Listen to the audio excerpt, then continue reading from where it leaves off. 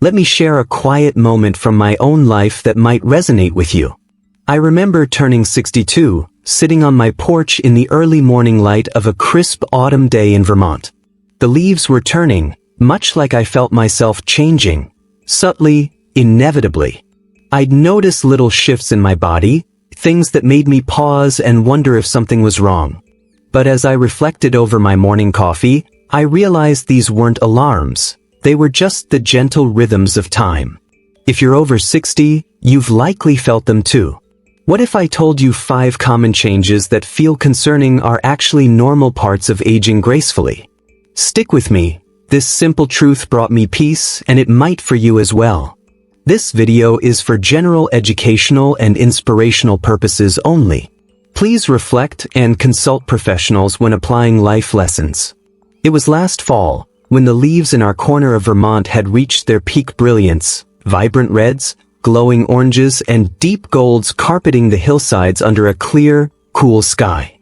My 2 kids had driven up from the city for the weekend, eager to escape concrete for a few days of fresh air, and we decided on one of our old favorite trails, a gentle loop through mixed hardwood forest that I'd first explored in my 40s, back when the climb felt effortless and the views at the ridge always rewarded the effort. That morning, the air carried the sharp scent of pine and damp earth, with just enough chill to make the first steps invigorating. We set out together, chatting easily about their jobs, my grandchildren's latest antics, and the upcoming holidays. But halfway up the steady incline, something shifted inside me. My legs felt heavier than usual, each stride a little stiffer, as if the familiar path had grown subtly steeper overnight. My breath came shorter, quicker. I paused more often to steady myself against a birch trunk or to let the others catch up without admitting I needed the break. The stiffness settled into my knees and hips, a dull awareness rather than sharp pain, but enough to make me conscious of every footfall where one side moved without thinking. I tried to hide it at first, keeping pace with forced smiles and light comments about the foliage. Yet my wife, walking beside me, caught the slight furrow in my brow and the way I rubbed my lower back when I thought no one noticed. Later that evening, as we sat around the fire pit in the backyard, flames crackling against the darkening sky, she leaned close and asked quietly if I was all right. The concern in her voice pierced through my pretense. In that soft glow, surrounded by the low murmur of family voices and the distant call of an owl, I finally let the worry surface, not dramatically but honestly. That single day on the trail became a quiet pivot. It wasn't about dramatic decline. It was the gentle nudge to see my body not as failing, but as changing in ways shared by so many who've walked long paths. Those stiffer steps and quicker breaths weren't warnings of something broken. They were reminders of decades spent moving, teaching, raising a family, and loving this place. Accepting them opened space for gratitude instead of resistance, turning what could have been anxiety into a deeper connection to the rhythm of time itself. In that reflective evening by the fire, as embers glowed softly and family voices murmured low, I reached a quiet but profound understanding. After 60, the body doesn't falter abruptly, it transforms gradually, and the shifts we notice are usually ordinary markers of time rather than signals of breakdown. Energy no longer arrives in boundless waves as it did in younger decades. What once felt effortless now carries a gentle tax. A brisk morning might leave me ready for an afternoon rest, not from illness but from the natural decline in muscle mass, metabolic pace, and heart-lung efficiency. Embracing this rhythm meant stopping the self-judgment. I began viewing those quieter hours as opportunities for reflection, a book in hand, or simply watching birds at the feeder, rather than evidence of fading strength. Vision follows its own predictable path. The lens inside the eye loses flexibility, so focusing on close objects grows harder. Newspapers, labels, phone screens blur until reading glasses step in. This presbyopia touches nearly everyone by the mid-60s, a universal adaptation that preserves distance sight while gently asking for help up close. Far from a frustration, I now see the glasses as reliable allies that keep the details of life sharp without dimming its wonder. Joints carry the weight of long use. Many mornings begin with stiffness in knees, hips, or shoulders. Muscles and connective tissues cooled and contracted overnight. A few minutes of slow movement, perhaps arm circles or a careful stretch while coffee brews, brings circulation back. The creak fades as warmth returns. This everyday wear, often mild osteoarthritis, responds well to patience and motion rather than alarm. Skin records decades openly. Collagen and elastin diminish, leaving it thinner, less elastic, quicker to wrinkle or show faint bruises. Those lines map years of laughter in the classroom, squinting against summer light on the trail, furrowed concentration over student essays, visible chapters of a rich life, not mere decay. Simple care like hydration and shade softens the process, but the texture itself honors experience. Memory, too, refines itself. A name or date might pause longer before surfacing. Thoughts arrive at a measured pace.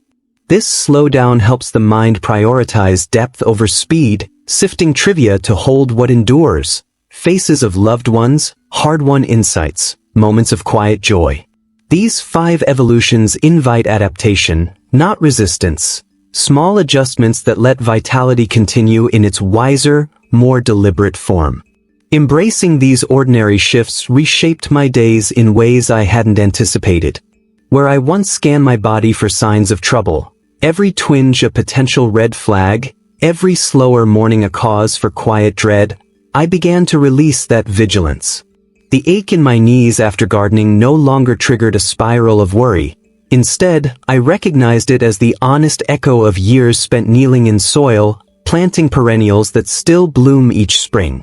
That mental shift alone lifted a weight I hadn't fully named. My hikes with family changed too. The trail that once demanded a steady, brisk rhythm now invites a slower cadence. We pause longer at overlooks, noticing the way light filters through turning leaves or how a stream carves stone over decades. Those deliberate stops spark richer conversations, stories from their city lives, memories of my own teaching days, laughter over childhood mishaps. What I lost in pace I gained in presence. The walk becomes less about covering distance and more about sharing the path itself. That freedom rippled outward. I stopped measuring vitality by how much I could still do in a single morning and started savoring what remained abundant. The satisfaction of tending a small vegetable patch, the delight of reading aloud to my grandchildren on the porch swing, the steady pleasure of mentoring a former student who now teaches in the next town over. Energy, though more measured, feels deeper when directed toward what truly matters. Anxiety that once shadowed routine moments, climbing stairs, forgetting a name mid-sentence, faded into background noise. In its place grew a steadier appreciation for the life already built. The classroom full of faces I helped shape, the home we've warmed for 40 years, the quiet companionship of my wife through every season. These changes, once feared as harbingers of loss, revealed themselves as gentle invitations to live more intentionally, to choose depth over speed, gratitude over resistance. The body's evolution became not an adversary but a trusted guide, pointing me toward a quieter, more rooted joy in the years still unfolding. One small story from that weekend remains etched in my mind, carrying a warmth that still surfaces when I walk the trail alone. Midway up the incline, where the path levels briefly beside a cluster of ancient maples, I stopped to stretch, gently rolling my ankles, easing my knees with careful bends, and swinging my arms to loosen the tightness that had built during the ascent. The motion was instinctive now, a small ritual to keep moving forward without strain. My son noticed and paused beside me, watching with a thoughtful expression. After a moment he said quietly, "Grandpa used to stop right here and do the same thing. Shake out his legs, take a few deep breaths, then keep right on going." He went on to describe those outings in vivid detail. My father in his late 60s and 70s, joining us on this loop, always dressed in the same faded plaid shirt and sturdy boots. Dad would reach this spot, lean on his walking stick, flex his hips and shoulders, then straighten with a satisfied nod before pressing ahead. He never made a fuss about it. The pauses were simply part of the rhythm, like adjusting a pack or sipping from a canteen. He hiked well past 80, his pace measured but unwavering, still eager to spot a red-tailed hawk circling overhead or point out the faint deer tracks in the mud. Those memories, shared casually as we stood under the filtering light, wove a sudden connection across time. In that instant, the stiffness in my own joints felt less like a personal limitation and more like an inherited language, a quiet continuity of bodies that had traveled these woods for generations. My father's resilience wasn't about denying change, it was about moving with it, treating each creak as a reminder to stay engaged rather than withdraw. Hearing my son recount it bridged our lives so naturally, his grandfather's steady steps echoing in mine, and perhaps someday in his own. The trail no longer felt like a test of fading strength. It became a shared story, linking laughter over old mishaps, lessons passed down, and the simple persistence of showing up for the next bend. Those generational threads turned what could have been isolation into belonging, reminding me that these ordinary adjustments are not burdens to carry alone but ties that hold families together across the years. As the trail curved gently downward toward home that afternoon, the late fall sun slanted through the bare branches, casting long, golden shadows across the leaf-strewn path. My steps felt noticeably lighter, not because the stiffness had vanished, but because the weight of unspoken worry had lifted. The same knees that had protested on the way up now carried me with a quiet acceptance, each footfall a small affirmation that this body, shaped by 65 years of living, was still willing and able to move forward. The quicker breaths, the momentary pauses, the familiar creaks, they no longer felt like betrayals. They were simply the honest language of a life fully traveled, one that had climbed steeper hills, stood longer in classrooms, held children and grandchildren close, and loved this landscape through every season. Walking beside my wife, I glanced at her and smiled. She returned it with the same steady warmth that had carried us through decades. Our children walked ahead, their voices drifting back in easy laughter, already planning the next visit. In that shared rhythm, I saw it clearly. These changes after 60 are not endings but transitions, invitations to savor rather than strive, to listen rather than push. The energy that once fueled endless activity now fuels deeper presence. The vision that once raced across pages now lingers on faces and horizons. The joints that once sprang forward now teach patience and care. Memory, slower but richer, holds the stories that matter most. That day I carried home a different kind of peace, one rooted not in denial of time's passage, but in friendship with it. The porch waited as it always had, coffee ready, the evening fire promising stories yet to be told. I stepped onto the familiar boards knowing the years ahead would bring more of these gentle evolutions, and that each one held its own quiet wisdom. They are proof of endurance, markers of joy accumulated, threads in a tapestry still being woven. If you feel them too, the softer pace, the deeper lines, the measured recall, pause and recognize them for what they are, signs of a life richly lived, still unfolding with grace. Reflect on your own changes today, let them speak their truth. They may surprise you with how much peace they can bring when met with open hands rather than clenched fear. If this reflection stirred something in you, consider sharing your own story in the comments below. Your experiences matter, and they remind others they are not walking alone.